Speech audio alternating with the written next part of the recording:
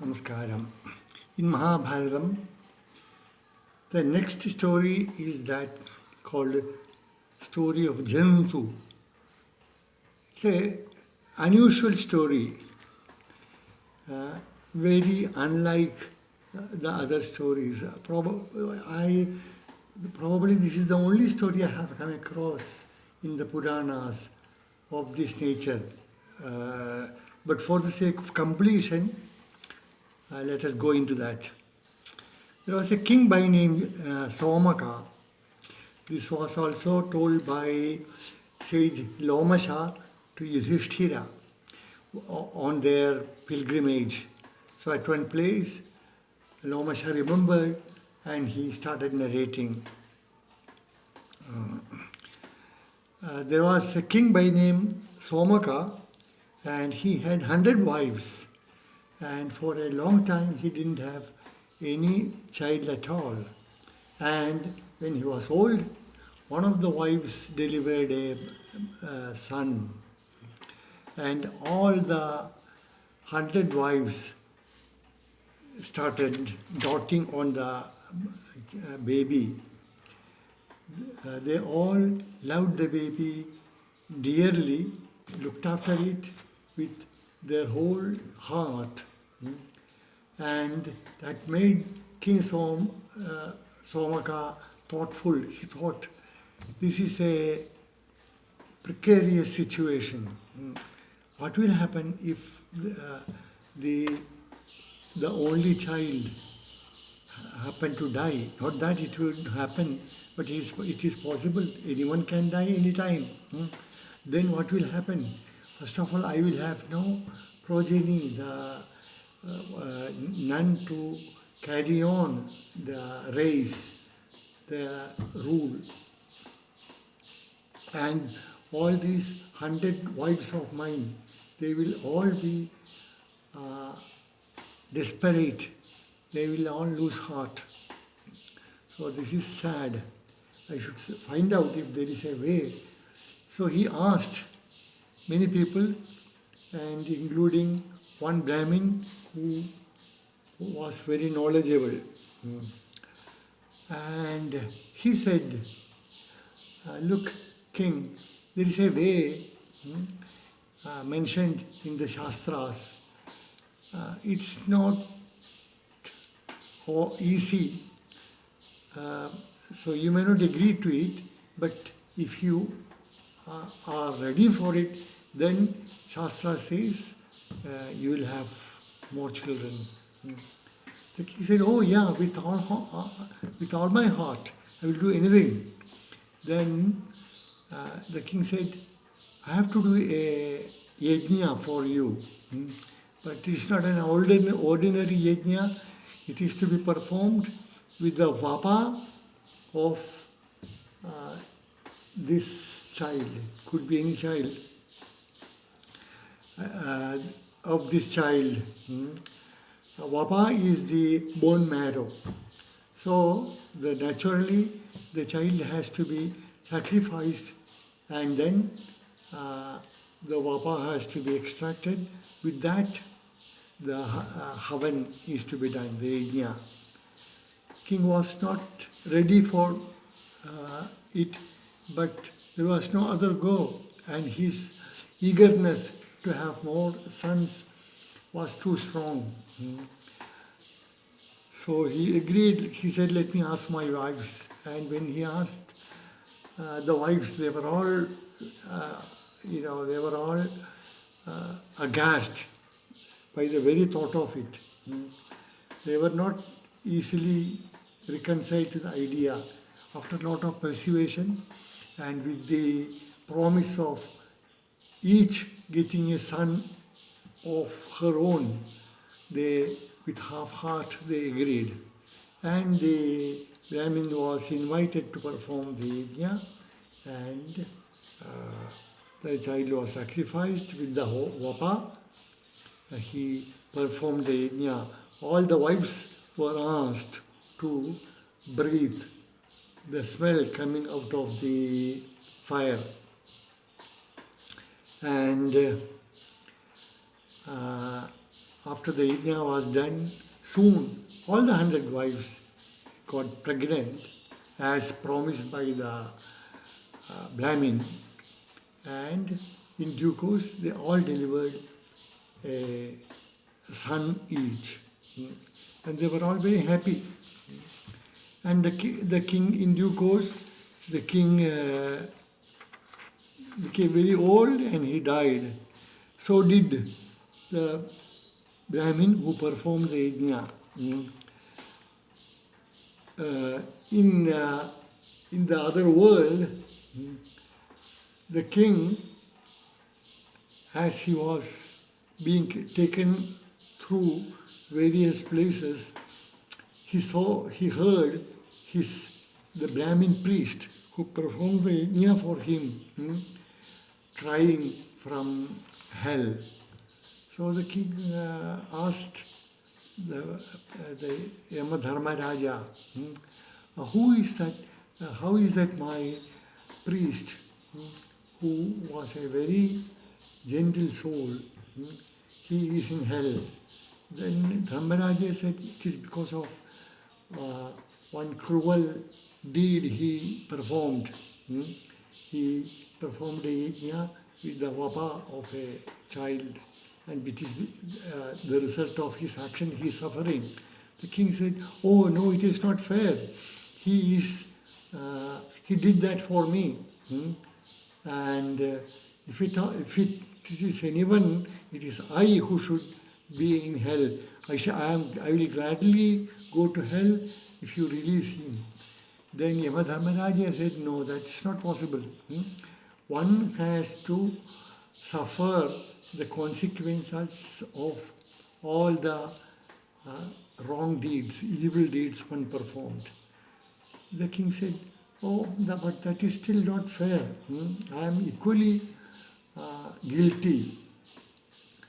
So let me share the burden so that at least after half the time I will suffer with him, and so that his punishment is reduced to half." Then Yamadharma, thinking for a while, he said, "Okay, that should be possible." And the king also was with the priest, and after half the time, both were released, and then they started enjoying the result of their good deeds in Swarga. And that is the story of Jantu, which is a very strange story. This is the only story I know of where an evil deed was performed knowingly with the hope of getting a child or any result. Normally our Puranas are full of noble deeds. Yeah, and that is the story of Jantu. For the sake of completion, I went into that. The next story is told again by Lomasha. It is of a king by name Ushidara and his son Shibi. The Shibi story is very famous. I remember reading about it in my school textbook in my younger days. I have heard it, I have read it from many sources. And at this instance, Lomasha goes into the story of Shena and Kapota. Now, it is confusing from the Bharata whether it was Ushidara or his son Shibi who was the main person. who did that noble act. I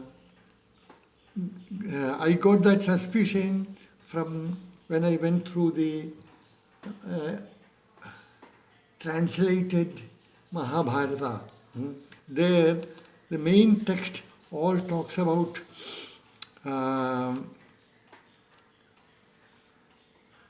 it doesn't say Shibi plainly, but refers to him as the son of Ushinara and in various other ways.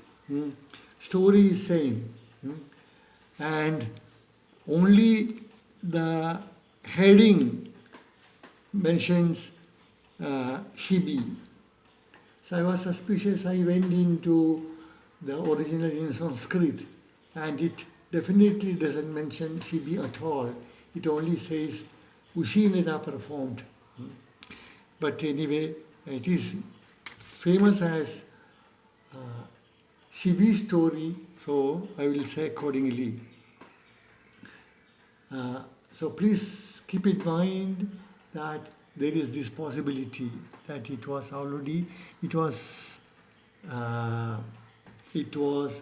Ushinara, the father, who performed the noble deed. It is a story where a falcon chased a dove, and the dove fell into the lap of the king, asking for protection. And the king promised protection to the dove. But then came the falcon chasing it, and falcon said, King, give me my food. If you don't give me, I will die of hunger. Then you will be guilty of my killing me. And the king said, but see, this has taken refuge under me, and I promised it protection. So I can't change my word. But Falcon insisted, this is my food. Then the king said, I will give you anything in return. I can give you a cow, a goat, or other birds. But that falcon said, no, I eat only doves. And today I am chasing it, and I almost got it. So leave it for me. The king said, but I won't. Whatever happened, I won't release this dove because I have granted it asylum. And then king asked, how can I save the dove, and what else can I offer you in its place? Then the falcon said, look, if you give flesh cut out of your body in equal weight to this dove, then I shall be satisfied. Then Shibi or Ushinara said, okay, I am willing to do that. And a balance was brought, the dove was kept on one pan, and the king cut his flesh and placed it on the other pan. But the dove weighed more, and the king cut more. However he puts weight in the pan, the dove always weighed more. And finally the king sat on the other pan. That means he was offering himself fully to the falcon. At that time, the falcon turned to be Indra, and the dove became the god of fire, Agni.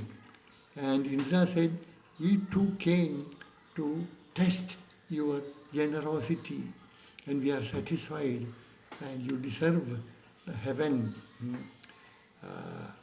which is very rare, a heaven which is very rare for human beings. And that is the end of the story.